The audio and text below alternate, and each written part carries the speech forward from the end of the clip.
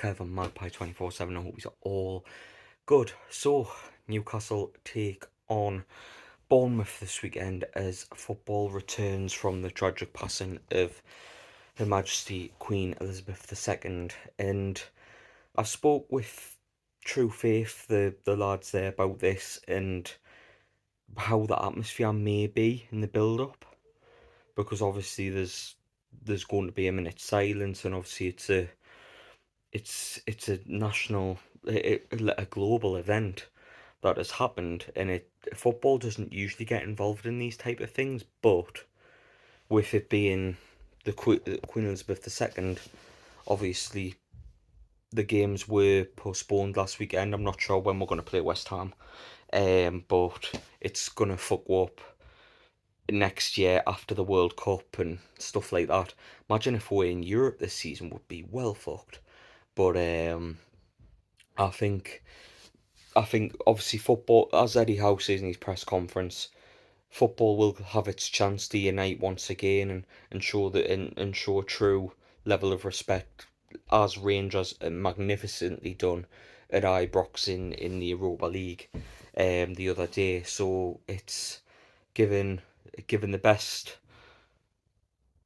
send off to the Queen that football fans can do, and hopefully there's a nice message from War Flags with how great they've been in general. Like I hope that there is a nice display for the Queen, and then onto business, which is the match against Bournemouth. And to be honest, I think if you were going to ask for any team at the minute, it'd probably be Bournemouth at home. That's what you'd want. You'd want a home game against Bournemouth. I know they've like picked up 4 points in the last two games, but so far this season they've been beat 9-0, and they've been beat off Championship Norwich, and they've conceded 5 goals in the first 20 minutes of games.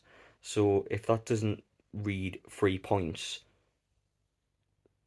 you know what I mean. Like I'm very confident going into this game, as you can probably tell, but we need a win. And I know Gary O'Neill, the interim manager, is probably in his last game. It's surprising that they haven't managed to find a manager between now, with obviously the week not playing.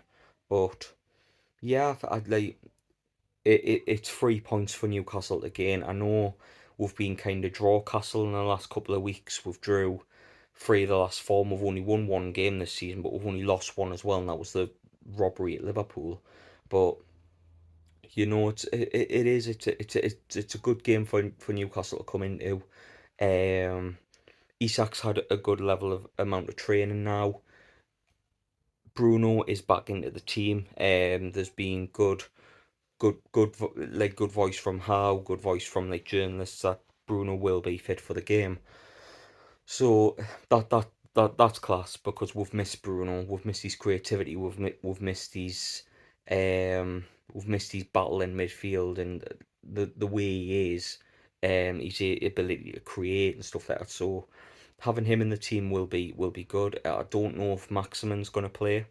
He's touch and go, but I fully expect Fraser and Almiron to be the wingers. I don't expect Maximin to play, or if he does feature, it'll be off the bench. But Isak obviously will lead the line. Wilson might be on the bench. But a lot of people have been saying, should Isak go out wide? I've never understood that, because I don't know why you'd bring in a £60 million striker to play him on the wing. That's something that's just something Steve Bruce will probably do. In fact, he did with Jordan. He put him on the left, he put him on the right, he put him fucking everywhere, didn't he?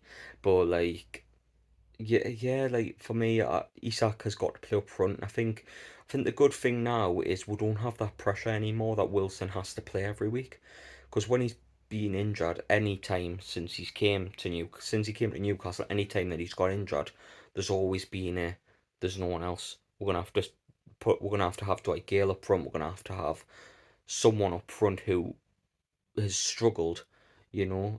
So for the first time, we've got a striker there who can not own, who probably may or may not get in ahead of Wilson when Wilson's fully fit. If anything, I I see Isak keeping his place. I think obviously he didn't have the best of games against Crystal Palace. He had a great, glorious opportunity, which he missed. But you know, early doors, he had a great game against Liverpool, and to be honest, I fully expect him to have a good game this weekend as well against Bournemouth.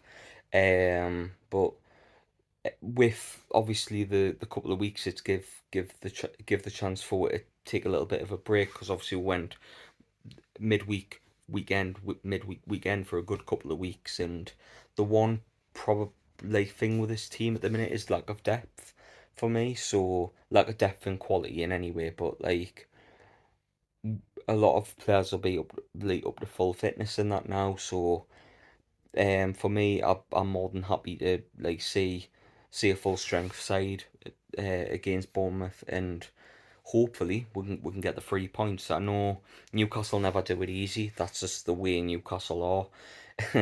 It's been known throughout history that they've never make it easy. So yeah, I mean, in terms of predictions, I know I've said don't do it easy, but I'm going with 3-0 Newcastle win tomorrow. And a bit of a bold claim, but I think Isak will score a hat trick tomorrow as well. So if you're gonna put a bet on it, and it fails, don't. I can only apologise, but yeah, it's Isak to score a hat trick tomorrow, and Newcastle 3-0 winners, but that's just the confidence I have in this team. I think Bruno coming back, I think he'll have a lot of the ball. I think he'll run the show a little bit like he did against Notts Forest, where they couldn't get near him. Bournemouth are there to be got at. They put, the, as I says before, 5 goals were conceded in the first 20 minutes of games already this season, so they're there to be got at. So we've got to get at them early, get an early goal, get the crowd behind the team, and yeah, and I've said it for a couple of weeks now. We owe a team a good hammering, and if it's this weekend against Bournemouth, fantastic. But yeah, I'll love you and leaves for now. Let us know your predictions in the comment section below. We're near 800. We're trying to get to 1,000 before the end of the season. So if you could leave a like and drop a subscribe as well, that'd be fantastic. We're trying to bring as many videos as we can, to like for use and stuff like that on social media as well. We're on Facebook, Instagram, TikTok, everything you name it, we're on it. But yeah, it's been it's been the preview, and yeah, again, there's no predictions below, and yeah, lovies and leaves for now. Everyone says later. Ta-ra for now.